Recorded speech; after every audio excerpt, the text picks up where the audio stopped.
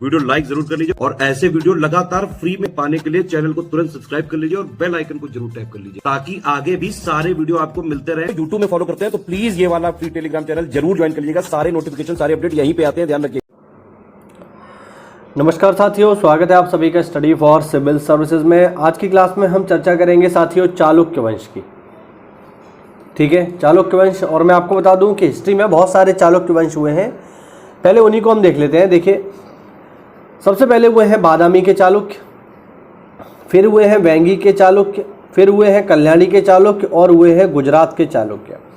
इनमें जो सबसे इंपॉर्टेंट हम डिस्कस करेंगे वो है पहले वाले, जिनका नाम है बादामी के चालुक्य। तो आज हम इन्हीं के बारे में डिस्कशन करने वाले हैं। देखो जरा समय देखें तो इनका साथियों समय है बादामी के चालुक्यों का 6 से 8वीं शताब्दी में मिलेगा इनका समय। और कहाँ पर ये उत्पन्न हुए हैं तो ये कर्नाटक में उत्पन्न हुए हैं। ठीक है, ध्यान रखना। ठीक है, संस्थापक कौन है इनका? संस्थापक है इनका पुलकेशियन प्रथम। पुलकेशियन प्रथम है, ध्यान रखना। हिस्ट्री में पुलकेशियन द्वितीय भी हुए हैं। अंतिम शासक कौन है इस वंश का? तो वो है कीर्तिवर्मन सेकंड। सर्वाधिक समय तक शासन करने वाला शासक है जो बादामी चालुक्य वंश का, वो है विजयादित्य। उपाधि अगर हम देखें तो बादामी के चालुक्य शासक पृथ्वी वल्लभ की उपाधि धारण करते थे। ठीक, चलिए राजधानी की हम बात करें तो सबसे महत्वपूर्ण इसमें यह है कि चालुक्यों की पहली राजधानी साथियों ऐहोल थी। ध्यान रखना, ऐहोल। लेकिन जब उनकी राजनीति का उत्कर्ष हुआ तो उनकी राजधानी बादामी हो गई। यानी पहले इनकी राजधानी थी ऐहोल और फिर बाद में ऐहोल से चेंज होकर ये हो गई बादामी। इसीलिए ये लोग कहलाते हैं बादामी के चालुक्य। ठीक है, और अपने साम्राज्य के अंतिम समय में इनकी राजधानी हो गई पटक्कल।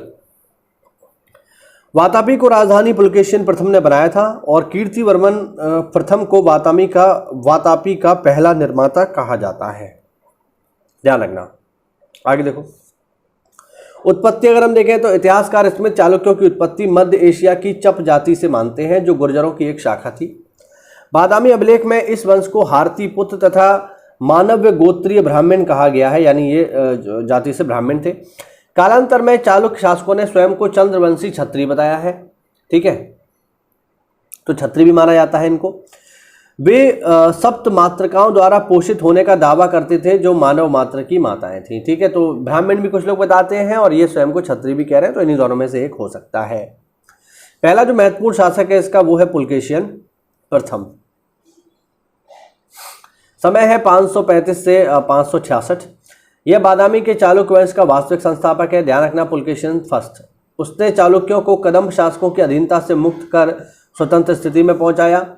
उसने वातापी में दुर्ग का निर्माण करवाकर उसे चालुक्यों की राजधानी बनाया। ठीक है, वातापी को राजधानी जो है पुलकेशियन फर्स्ट नहीं बनाया है। इस उपलक्ष्य में पुलकेशियन ने अश्वमेध यज्ञ का आयोजन करवाया।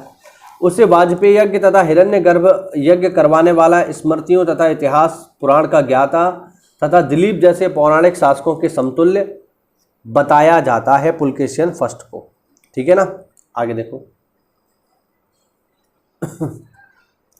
अगला शासक है कीर्तिवर्मन फर्स्ट, 66 से 598 तक। ऐहोल अभिलेख के अनुसार कीर्तिवर्मन ने कदम्बों की राजधानी वनवासी तथा कोंकण के मौर्यों की राजधानी पुरी तथा गोवा पर अधिकार कर लिया। कीर्तिवर्मन की मृत्यु के समय उसका पुत्र पुलकेशियन द्वितीय अल्पवयस्क था, इसीलिए मंगलेश ने उसके संरक्षक बनकर शासन किया।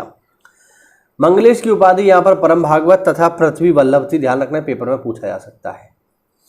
मंगलेश अपने भतीजे पुलकेशियन द्वितीय से गृह युद्ध में पराजित होकर मार डाला गया।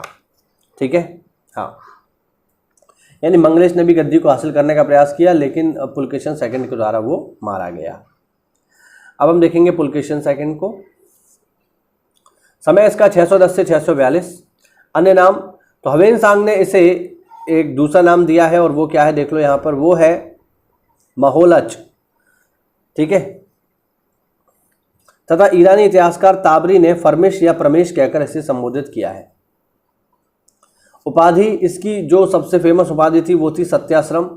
उसने परम भागवत की उपाधि का उल्लेख 630 के लौह नारा दानपत्र अभिलेख में किया है। वल्लभ, पृथ्वी वल्लभ, पुलकेशियन आदि इसकी उपाधियां थी।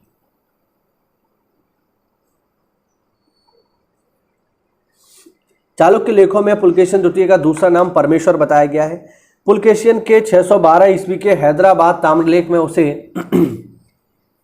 सैकड़ों युद्धों में भाग लेने तथा शत्रु राजाओं को हराकर उसके द्वारा परमेश्वर की उपाधि धारण करने का उल्लेख मिलता है, परंतु इस लेख में हर्ष या अन्य शत्रुओं के नाम का कोई उल्लेख नहीं किया गया है। मैं आपको बता दूं, पुलकेशिन सेकंड ने हर्षवर्धन को पराजित किया था, हम लोग इसको पढ़ चुके हैं।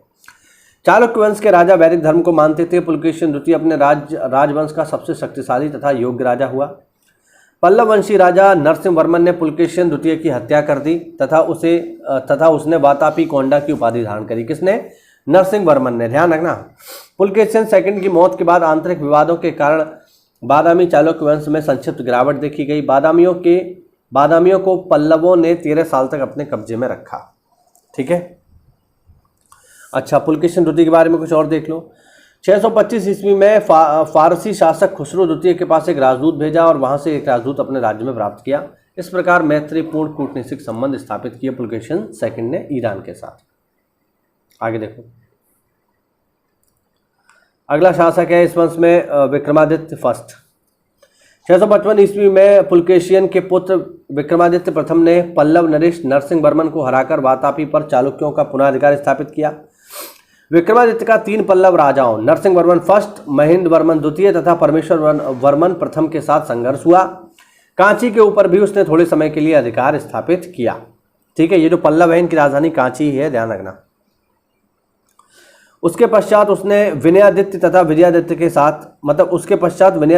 विजयादित्य भी शासक हुए हैं विक्रमादित्य फर्स्ट के बाद। विनयादित्य की उपाधि युद्धमल्ल थी। विनयादित्य ने ब्रह्मा मंदिर का निर्माण करवाया। उसके दरबार में एक फारसी राजकुमार ने भी शरण ली।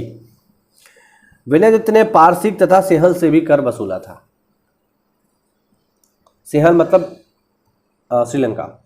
विजयादित्य की बहन कुमकुम महादेवी ने लक्ष्मेश्वर से अनेसे जैन्या मंदिर का निर्माण करवाया।